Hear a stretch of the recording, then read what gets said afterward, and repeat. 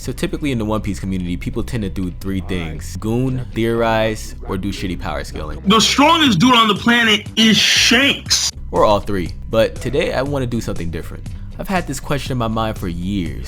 How would conquerors Haki, or Haki in general, work in real life?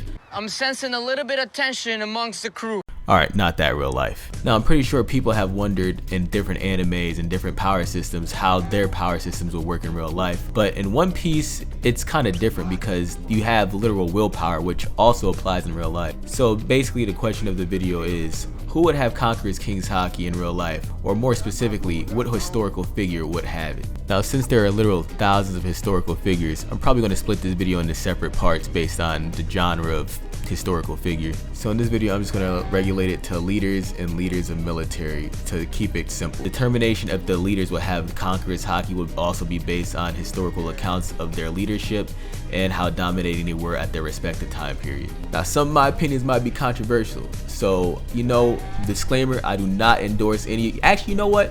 Yeah, I do. I endorse every single person on this list. They're all based, alright? Fucking cancel me, go on Twitter, whatever. Let's go. I'll freaking blue hole them all. Alright, so without further ado, let's get into it. Napoleon Bonaparte, le petit prince conquérant de l'Europe, roi des rois, amant de Joséphine de Haute et l'incroyable général de la Grande Armée. What is there to say about this man? I mean, come on. He had the drip, the political clout, a great lover, enacted the Napoleonic codes which set the foundation of French laws today, wasn't actually a manlet, was respected by everyone and feared by his enemies, and was probably the greatest general Europe has seen since Alexander or Caesar. Or so he says. The ambition and willpower of the young emperor led him to nearly conquering the entirety of Europe in 10 years, all while wolves gnashing at his heels. That feat alone should easily place Monsieur Napoleon on the list of having conquerors. Hell, it looks like good old France needs him right about now. Ah non, bah alors là on va partir là-dessus, on va arrêter là, mon général. But don't worry, France goes through this almost, how long?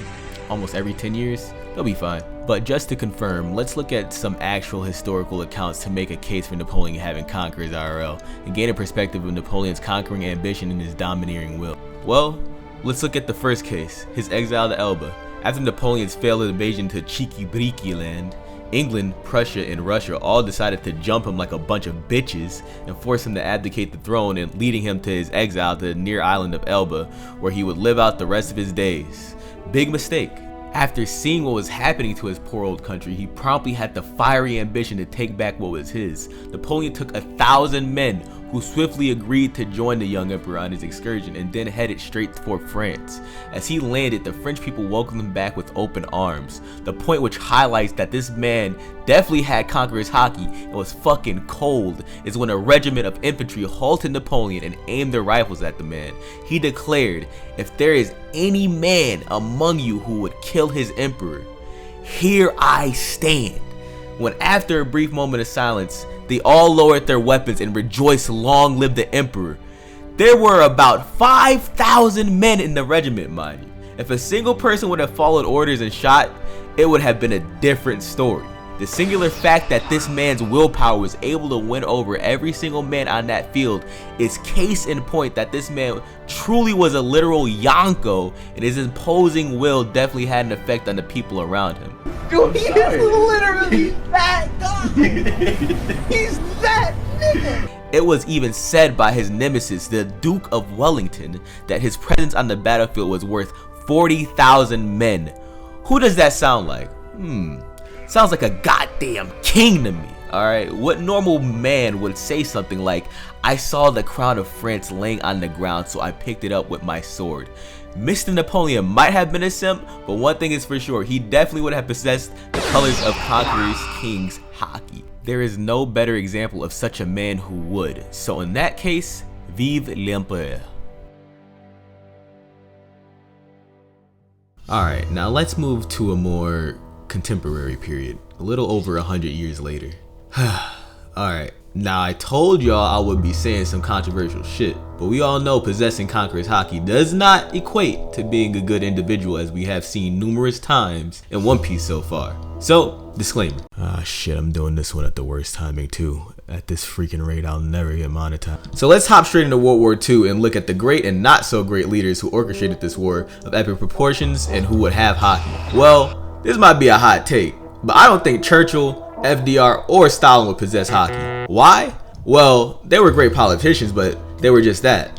Politicians. They weren't heralding their men on the front line like a valiant bastion of hope. Rather, one was in a wheelchair playing COVID with Japanese people, another drinking pints of brandy and champagne for breakfast, and one, well, he might have at least had armament.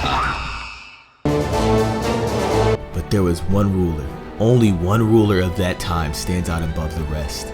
Accomplished what no other could have, and like it or not, was not only a great public figure with a domineering will, but also a heart burning with pride for his people. And that would be none other than motherfucking Tito. Wait a minute, wait a minute. What? Disappointed? What, you thought it would be Hitler? I mean, yeah, he could definitely rally his people, but a conqueror would never kill himself. Well, besides cry though. So why Josip Broz Tito? It's not like he was on the front lines or commanding troops on a massive scale like Napoleon. Well, I chose Tito because I'm a Tito cell. I'm Tito maxing, so to speak. This guy was a unit in World War II. He not only was able to unite a fragile, volatile Yugoslavia and resist not only Hitler, but also Stalin by resisting Soviet hegemony. That's right, this man was able to combat Gear Gulag and succeed. In fact, Stalin sent so many assassins and failed, he had to write a letter to him saying, "Stop sending people to kill me. We've already captured 5 of them, one of them with a bomb and another with a rifle. If you don't stop sending killers, I'll send one to Moscow and I won't have to send a second." This man was Castro before Castro was cool. Well, not cool, but he did have a cool beard. He led the most successful resistance movement against the Nazis while also aiding Jews to escape, was the only leader to get injured directly in the war with a German bomb exploding near him, and he tanked that shit. And he was also the youngest sergeant major in the Austro-Hungarian army while also surviving being captured, sent to the Ural Mountains and work camp, essentially a proto-gulag, and survived to become a marshal. I mean, look at him. Dude looks like an IRL GARP. I wouldn't be surprised if he could GARP arm a cannonball at a Panzer and destroy it. That is why I say throughout all of the leaders in World War II, my vote goes to Tito to have King's Haki. And for God's sake, add this man to civilization already. Well, damn. I just realized I'm nearly 8 minutes in and have only covered 2 conquerors when there are probably hundreds throughout history. I may have gone too far in a few places. Well, let's speed this up, shall we? So let's go all the way back.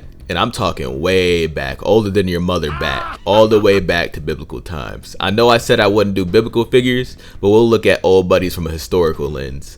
Joshua would be considered one of, if not the greatest military figures of all time, with decisive victories in Amalek and Jericho, and the conquering of Canaan, who overwhelmed Israel numbers by a large margin. Did I mention he had to go against Nephilim? Like giants? Okay, come on. I think everyone agrees giants existed at one point, biblical or not. And of course King David, with him slaying Goliath and conquering and uniting Israel, and Samson just being him. Now let's fast forward again. Alexander the Twink is a no-brainer. He conquered most of the known world in his 20s on some Luffy shit. Julius Caesar literally came, saw, and conquered all the way into Europe, while his great nephew Octavian created the Roman Empire, so all 3 of them definitely have conquerors Haki. Almost forgot about Leonidas. That man obviously doesn't need an argument for him to have King's Haki. And we can't move on from Rome without mentioning the lion Hannibal Barca, one of the only men to bring Rome to his heels by having the gall to cross the Alps with fucking war elephants to invade Italy, and of course, probably the inspiration for Kaido himself, Attila the Hun.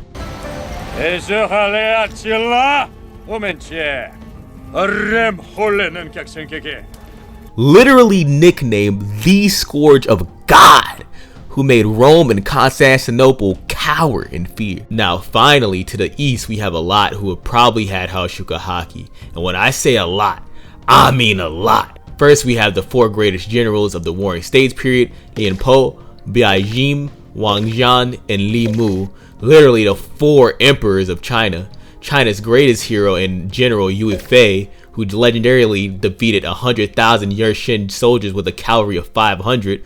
Probably overhyped feat, but I believe it. Lu Bu, who was considered the strongest warrior in general of the Three Kingdoms era and possibly of all time. Guan Yu was so legendary he later became a deity. And lastly, the tyrant Qin Shi Huang, who was the ruler who was the first to unify all of China, which is not an easy task. Then further east to the land of the rising sun, we have the legendary Demon King Oda Nobunaga, who mostly united a fractured Japan and was greatest daimyo Japan has ever seen, while also being known to have killed hundreds as a samurai. The other two of the great three unifiers of Japan, Toyotomi Hideyoshi and Tokugawa Ieyasu, the one-eyed dragon Date Masamune, one of Japan's greatest generals, Minamoto no Yoshitsune, and his right-hand man Benkai, who actually pulled off a Whitebeard and killed 300 men by himself holding a bridge to Yoshitsune's residence and died standing. What the... And of course, the greatest swordsman of all time, Miyamoto Musashi, can't forget about him. The Japanese Joan of Arc Tomoe Gozen and Sanada Yukimura, nicknamed a hero who may appear once in 100 years, Crimson Demon of War, and the last Sengoku hero. And lastly, the ninja that inspired Odin, Ishikawa Goemon, all had Haoshoku Haki. Phew! I told y'all there was going to be a lot. Now, I'm not even finished. Now, in the home of civilization, Africa, there are 5 great conquerors who I'd expect to have Color of Kings. King Shock Behazine Hosubowele, who fearlessly commanded 150,000 men and 5,000 women.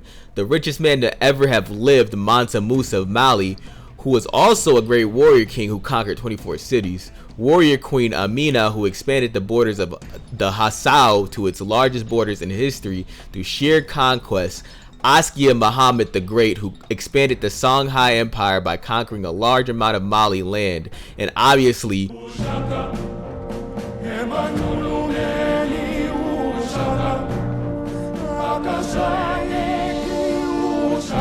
for being one of the most fierce warriors and kings of all time, arguably the most successful military leader in all of African history. Despite his brutality, struck fear in the Brits. Going back to Europe, William the Ahem Conqueror, who conquered England after the Battle of Hastings. Richard the Lionheart, who led the Third Crusade with the victories against the legendary commander Saladin, another conqueror who defeated the Crusaders and captured the city of Jerusalem. In terms of Vikings, we know Ragnar.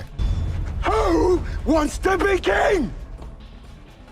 Chadbrook had it, obviously, and his son Bjorn Ironside, as well as Ivar the Boneless, who despite being prone to injury, struck fear in the hearts of Anglo-Saxons. Probably best comparable to Kid, actually.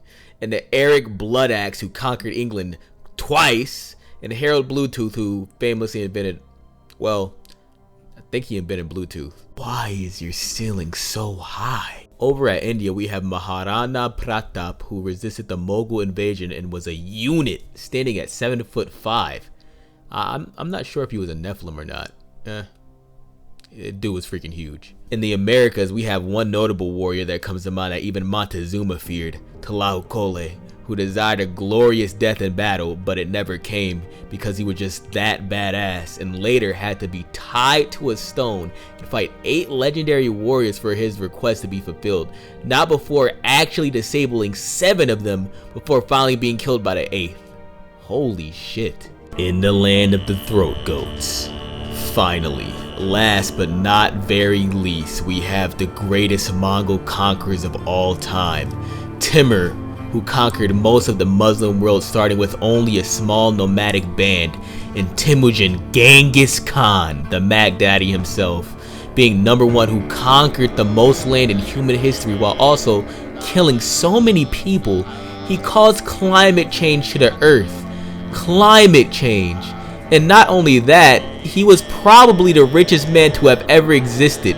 Not Mansa Musa, with an adjusted net worth of $140 trillion from the amount of land, wealth, and soldiers he's had. And not to mention, well, he slept around a good bit. If good old Genghis Khan didn't have Haoshoku Haki, then no one would. We finally got through all of the military leaders who I think have conquerors Haki. Obviously, I can't cover everyone in human history, but let me know who you think I missed, and if I should do another one with different categories of people. Now, I'm going to go read this new One Piece chapter. In any case, Godspeed.